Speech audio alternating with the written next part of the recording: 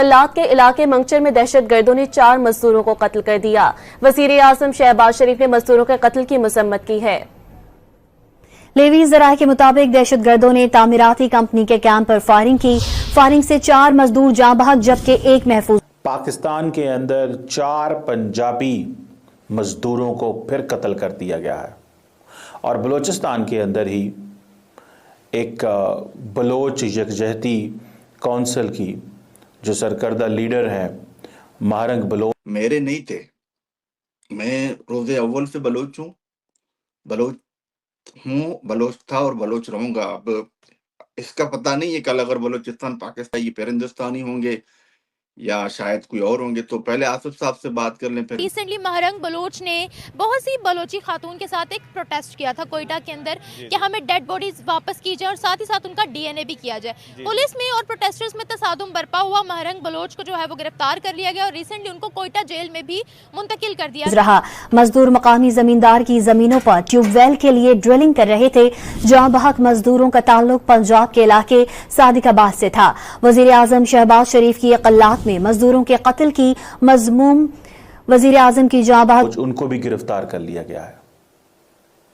सवाल ये पैदा होता है कि आखिर बलूचिस्तान के अंदर पंजाबियों को क्यों कत्ल किया जाता है? बलूचिस्तान के अंदर चाइनीज को क्यों कत्ल किया जाता है? शायद उसका जवाब दे दूं। जी आसिफ साहब, क्या कहना चाहेंगे? अक्सर हम आपसे इन बलूचिस्तान के इशू पे काफी बार बात कर चुके हैं, लेकिन आज बिलाल साहब के साथ ऐड करने का मकसद ये था कि हम एक पंजाबी की भी राय जानना चाहते गया है। जैसे ही उनको गिरफ्तार किया गया, हम देख रहे हैं बीएलए बहुत ज्यादा एक्टिव हो गई है। पहले बलूचिस्तान के अंदर 4 पाकिस्तानी लेबर्स को जिनका ताल्लुक पाकपतन से था और मुख्तलिफ इलाकों से था, उनको कत्ल किया गया। अब पुलिस फोर्सेस पर अटैक किया गया है। उनकी बस को हम क्यों बलूचिस्तान नहीं जा सकते?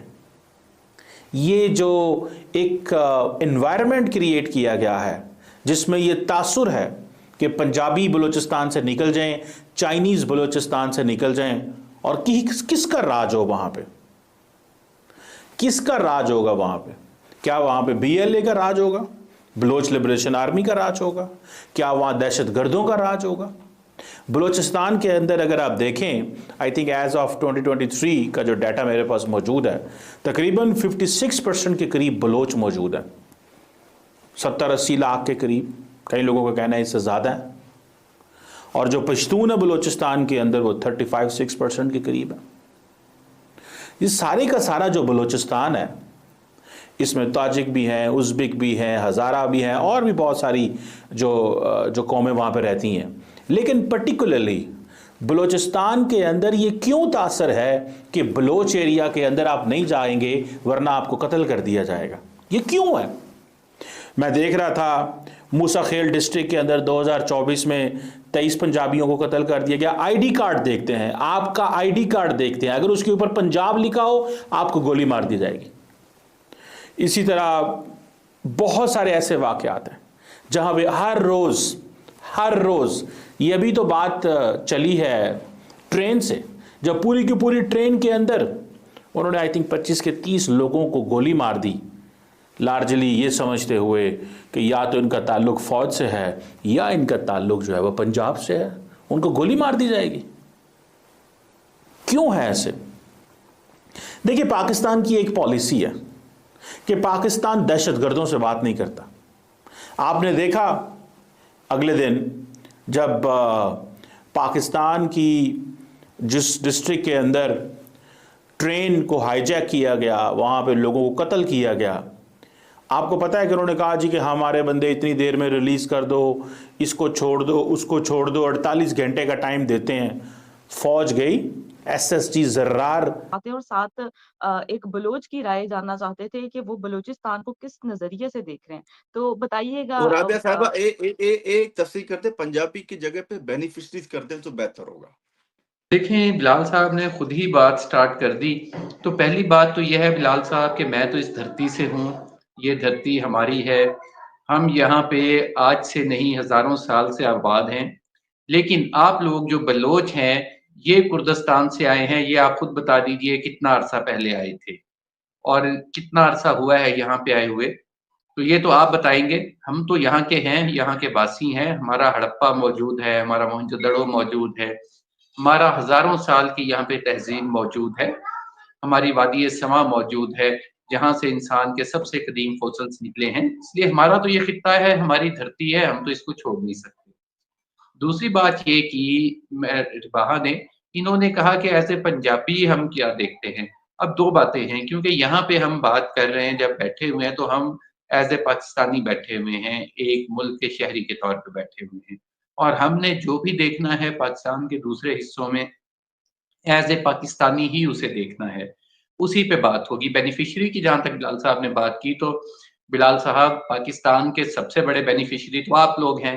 मेरे अपने पंजाब में, पंजाब की यूनिवर्सिटीज के अंदर हमारे बच्चों को फीस में रिलैक्सेशन नहीं मिलती, लेकिन बलूचिस्तान का 10,000 बच्चा यहाँ पे फ्री पढ़ रहा है, फ्री हॉस्टल्स को एंजॉय कर रहा है। आप कैसे कह सकते हैं कि हम बेनिफिशियरी हैं? बेनिफिशियरी तो आप हैं।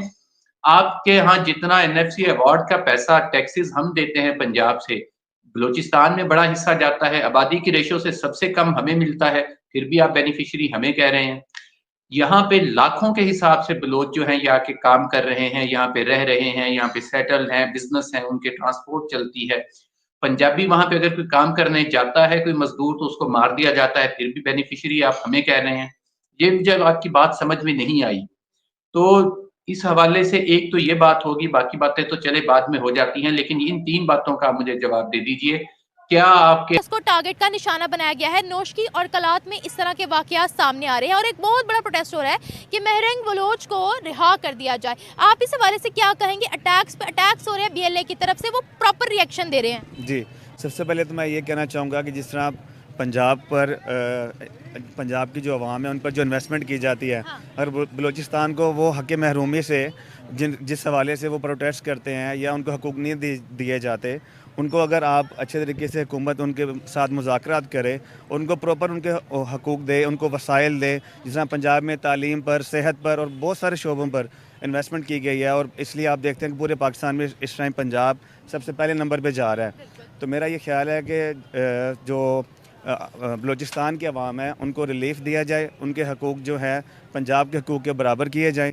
तो मेरा नहीं ख्याल कि वहाँ के जो इंतहा पसंद लोग हैं, जो कि वो भी पाकिस्तानी हैं, हमारे भाई हैं, वो अगर उनको भी प्रॉपर्ली हकूक़ मिलेंगे तो वो कोई किसी किस्म का ना कोई इंतशार करेंगे, ना कोई टैक्स करेंगे। और जो भी हमारी वो बहन है महानूर बलोच, जो महारंग बलोच, वो भी इंशाल्लाह ताला इस चीज़ को अंडरस्टैंड करेंगे कि जब उनको किसी भी एहसास महरूमी का शिकार होने से बचाने के लिए गवर्नमेंट इक़दामात करेगी तो ये तमाम मसाइल हल हो जाएंगे। लेकिन सर ये देखिए ना, अब उनको गिरफ्तार कर लिया गया। बलूचिस्तान लिबरेशन आर्मी इतना खिलाफ क्यों है पाकिस्तानी ट्रूप्स के, पाकिस्तानी फोर्सेस के, स्टेट के? हम देखते हैं कि कभी आर्मी पर बहुत बुरे अटैक्स होते हैं, कभी हम देखते हैं किसी चेक पोस्ट को टारगेट किया जाता है, कभी ट्रेन को हाईजैक कर लिया जाता है। अभी रिसेंटली उन्होंने एक और नई वार्निंग इशू कर दिया है। तो बलूचिस्तान लिबरेशन आर्मी इतना खिलाफ क्यों है हमारे? क्योंकि उनको एक प्रॉपर चैनल के थ्रू सपोर्ट किया जा रहा है, उनको फंडिंग की जा रही है।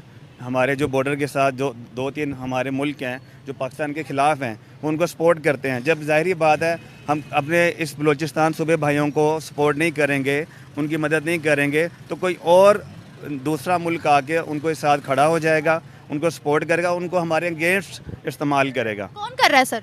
ये आपको भी पता है कौन कर, इंडिया कर रहा है। वो कर रहा है जी बिल्कुल। ये तो चीज़ माननी पड़ेगी कि उनकी एजेंसी बड़ी फिर स्ट्रॉन्ग है कि बलूचिस्तान